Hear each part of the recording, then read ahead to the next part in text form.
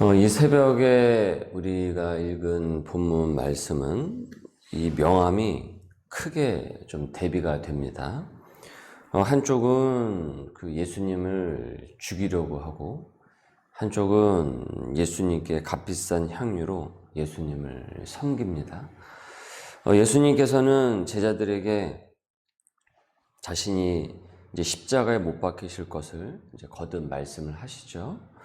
공교롭게도 그 순간 대제사장들과 백성의 장로들이 이 가야바라 하는 대제사장의 이 관정에 모여서 음모를 꾸미고 있어요. 어떻게 하면 예수를 처단할 수 있을까? 어떻게 하면 저 인간을 우리 사회에서 제거를 할 수가 있을까? 열띤 논의를 한단 말이죠.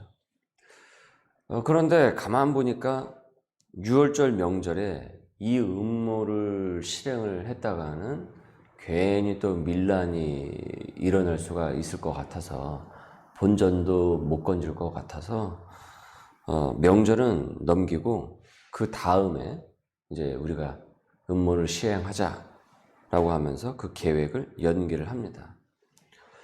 왜 이들이 예수님을 여러분 못 죽여서 이렇게 안달이 난 것입니까? 자신들이 맞고 예수님이 틀렸다라고 생각을 했기 때문에 이와 같은 극단적인 이 음모까지 꾸미게 된 것이죠. 그래서 예수님이 틀렸다라는 것을 끝까지 유다 그 사회에 관철을 시켜야만 했기 때문에 예수님을 없애버려야만 했던 겁니다. 예수를 가만히 내버려 두다가는 자신들이 어떻게 돼버려요? 틀리게 되는 것이거든요. 그러니까 예수님을 가만둘 수가 없는 것이죠. 그러니까 자신들이 옳아야 되는 거예요.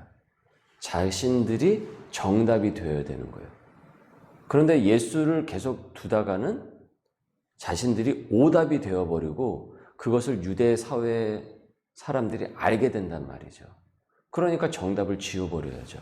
그 오답이 정답이 되어야 되니까. 여러분, 내가 맞기 위해서 내 생각과 내 사상, 내가 갖고 있는 그 주관이 맞기 위해서 주님의 말씀을 거부한 적이 있지 않습니까? 여러분, 그것이 무엇입니까? 주님을 이겨먹으려고 하는 내 고집이 무엇일까? 같은 지점에서 계속 넘어지고 그 주변을 계속 뱅글뱅글 돌고 있다고 한다면은 그건 내 고집이 너무 세서 그 자리에 오래도록 머물고 있는 겁니다. 내가 맞다고 주장하는 한 우린 온전한 순종의 사람이 될 수가 없습니다. 하나님의 인도의 그 길을 온전히 따른다고 할 수가 없어요. 결국 하나님의 인도를 따를 때는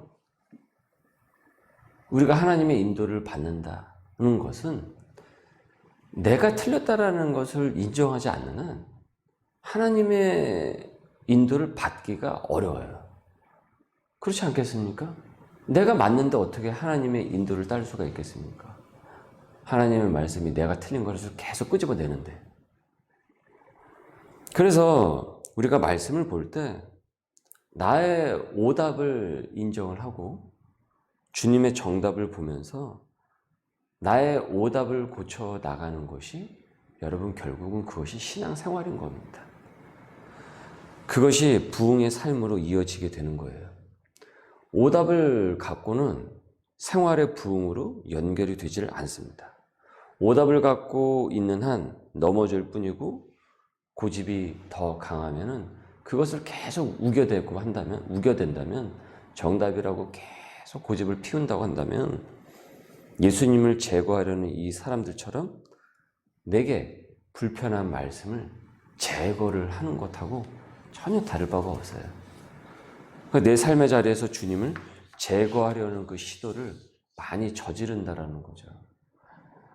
1차원적으로만 이 본문의 말씀을 보면은 저 사람들처럼은 나는 안 그런데 이렇게 쉽죠? 이렇게 생각하기 쉽죠? 근데 아닙니다. 그런 적 많았을 것입니다. 그래서 이들의 이 모습이요, 내 거울이 되는 거예요.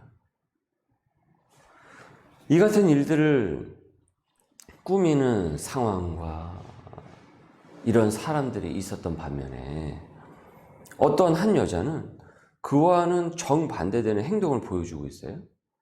예수님께서 나병 환자 시몬의 집에 계시는데 한 여자가 찾아오더니만 그와 너무나도 귀한 향유 한 옥합을 가지고 와서는 예수님의 머리에 부어서 예수님을 기념을 한 거예요. 주변에 있는 제자들이 그 모습을 보고서 화가 아주 많이 났어요. 왜 화가 났던 것입니까? 이 비싼 향유를 어떻게 이렇게 한 번에 예수님께 부어드린 그녀의 그 행위가 도무지 이해도 가지 않고 용납도 가지 않았던 것이에요. 이게 얼마짜리인데 이렇게 낭비하냐라는 것이죠. 그러면서 거기다가 사족을 갖다 붙이기를 이것을 비싼 값에 팔아서 가난한 자들에게 줄 수 있었겠도다. 이것을 비싼 값에 팔아가지고 가난한 사람들에게 나눠주면 얼마나 그 사람들을 배고픈 그 배를 채울 수가 있는데, 언뜻 맞는 말 같기는 하죠. 뭐 틀린 말은 아닐 수가 있겠죠. 배고픈 사람들을 도울 수 있으니까 그걸 팔아서. 그런데 여러분, 정말 이 제자들이 가난한 사람들을 생각을 해서 이 말을 한 것일까요? 이 순간에 정말 가난한 사람들이 눈앞에서 막 어른어른 거려가지고 아니 저걸 팔아가지고 아유 저지 아유 아까 오다 보니까 저기 배고프고 있는 저지 아니 저기 도와주면 얼마나 잘 쓸 수가 있었겠어. 그 생각하면서 지금 이 얘기를 했겠냐라는 거예요. 그거 아니에요. 그거 아닙니다. 정말 가난한 사람들 생각해서 이 말을 한 것이 아닙니다. 그냥 아까운 겁니다. 아까운 거예요. 아까운데 가난한 사람들 끌어들여가지고 자신들의 말에 힘을 실은 것이죠. 병행구절인 요한복음 12장에서는요, 이 얘기를요, 가룟 유다가 주동을 해서 얘기하는 것으로 나옵니다. 같은 제자였던 사도 요한은 요한복음을 기록을 하면서 이 사건을 기억을 해냈겠죠.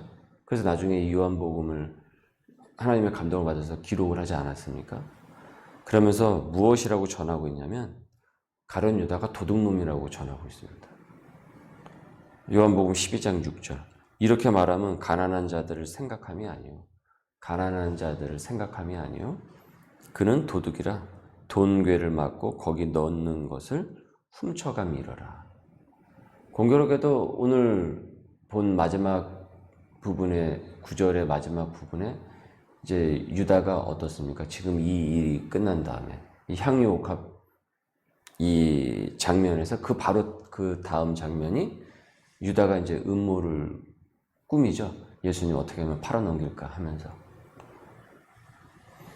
그러니까 자기가 인마이 포켓 해야 되는데 하지 못해서 아까워했다라는 거예요. 사도 요한은 유다의 그 의중을 이제 알고 있었던 것이죠. 여러분, 예수님께서도 알고 있었던 겁니다. 이들의 말의 본세를 다 알고 계셨습니다. 자, 하지만 이와는 별개로 뭐 제자들이 아깝네, 뭐 마네, 뭐 유다가 뭐라고 했네, 마네, 뭐 이와는 별개로 예수님께서는요, 그녀를 칭찬을 하세요. 오히려 칭찬을 하십니다. 오히려 좋은 일, 원어에서는 아름다운, 선한 것으로 이제 표현이 되는데 좋은 일을 했다라고 예수님께서 말씀을 하세요. 어째서 이 일이 여러분 선한 일, 아름다운 일이 될 수가 있겠습니까?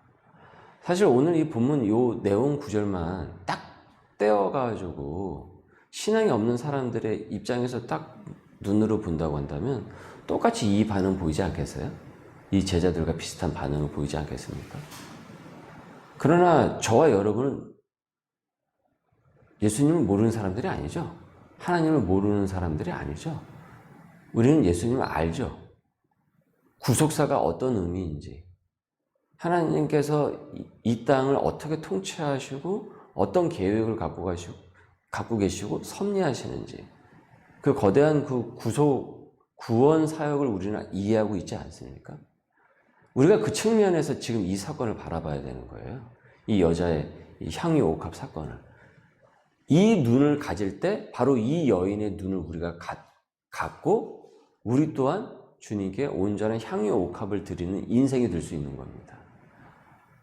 그렇지 않으면은 우리는 여전히 향유 옥합에서 아깝네, 마네, 여기서 벗어나질 못하고 있는 거예요.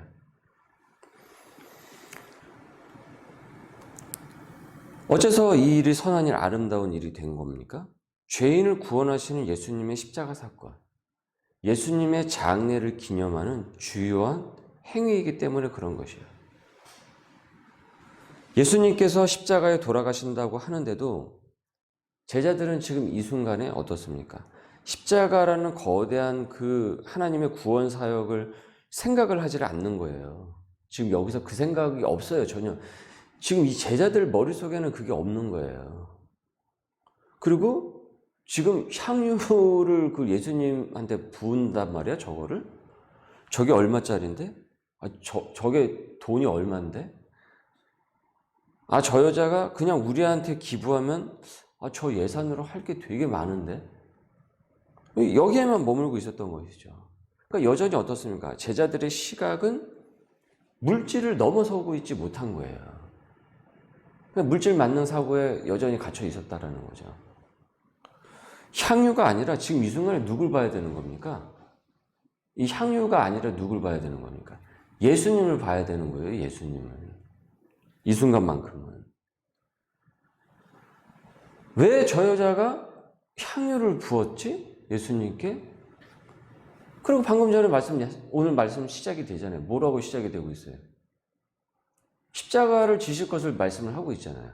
그리고 이 여인이 와가지고 무엇을 하고 있습니까? 향유를 붓고 있어요. 그런데 지금 그 가운데 낀 사건은 또 무엇이었습니까? 제사장들, 그 다음에 그 악한 유대인들이 예수님을 어떻게 하면 죽일까 그 의논을 하고 있지 않습니까? 그 다음에 이 향유 사건이 끝난 바로 그 다음 장면에 또 어떤 사건이 있습니까? 가룟 유다가 나가가지고 지금 뭐 하고 있어요? 예수님 은 30에 팔아넘길 그거 지금 세우고 있잖아요. 지금 이 일들이 지금 이 본문 안에서 다 이루어지고 있는 거예요.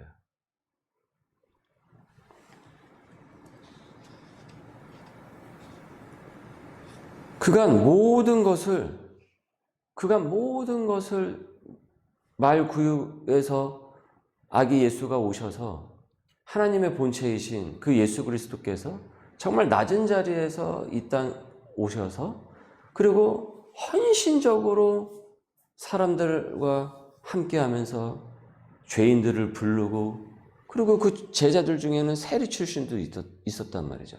창녀처럼 취급을 받던 사람이었습니다. 바로 그 사람이 누구였냐면 바로 마태였어요. 오늘 이 마태복음을 기록한 마태였습니다.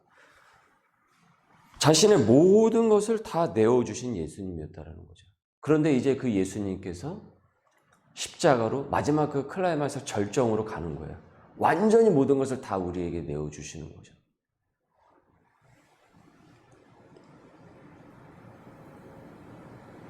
그가 모든 것을 사람들에게 내어주신 예수님을 그리고 십자가로 다 내어줄 예수님을 한 여자가 자신의 가장 귀한 것을 들여서 예수님을 기념한 것입니다.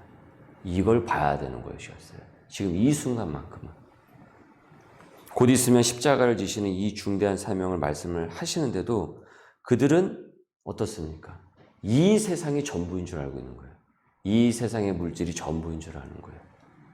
그래서 이 세상의 답이 전부임을 이 순간까지도 고집하고 있었던 것입니다. 그것을 버리고 있지 않았던 것입니다. 여러분 생각해 보십시오. 하나님의 본체이신 그리스도께서 죄를 구원기 위해 십자가를 지십니다.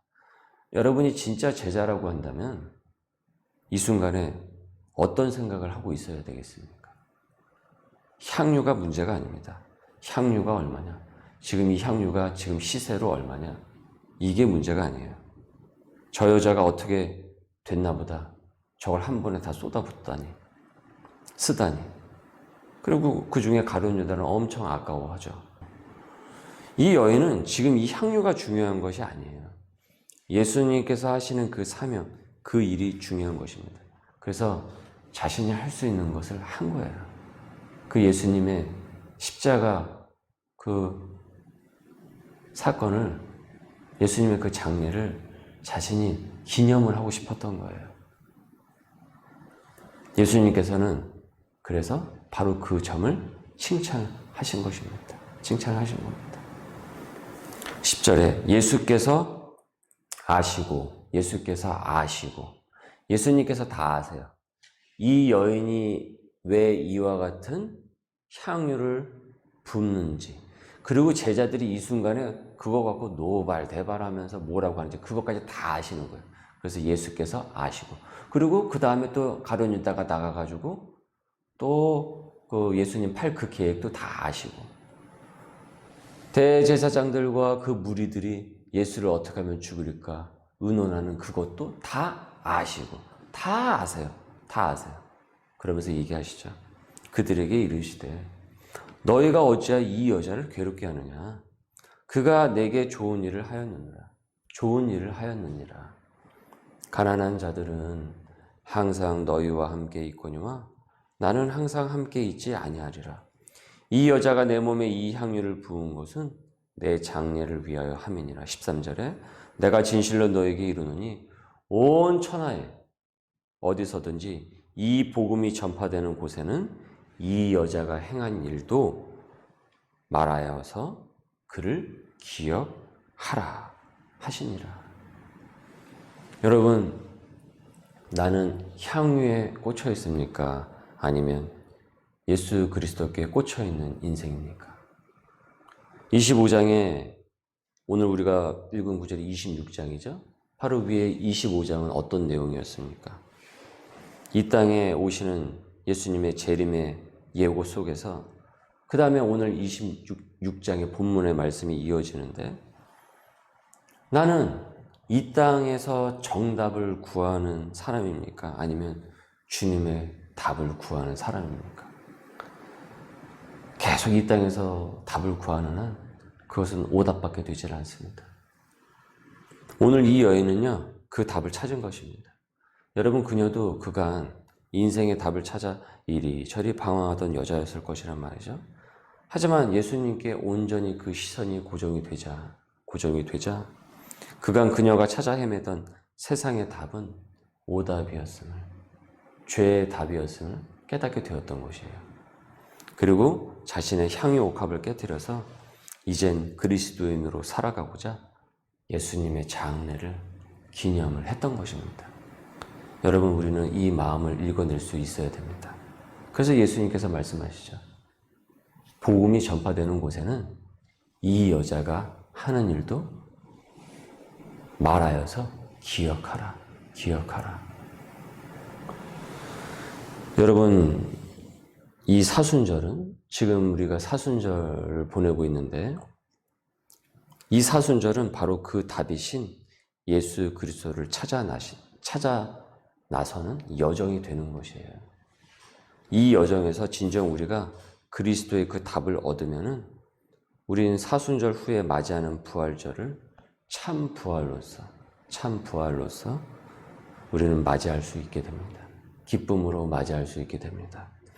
복음이 전파되는 곳에 이 여자가 행한 일도 말하여 그를 기억하라.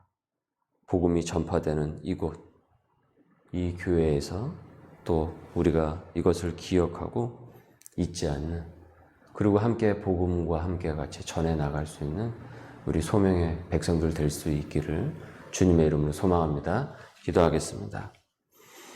주님, 감사합니다. 오늘도 저희들에게 귀한 말씀을 허락하여 주시고 나의 오답을 주님 인정하는, 진정 주님의 답을 구하는 사람이 되게 하여 주시옵소서.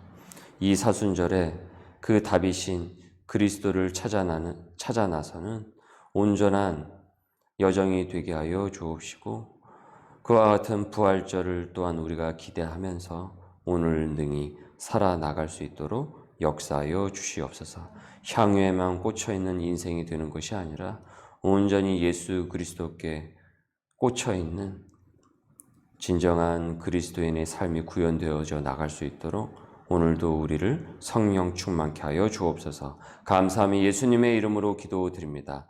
아멘.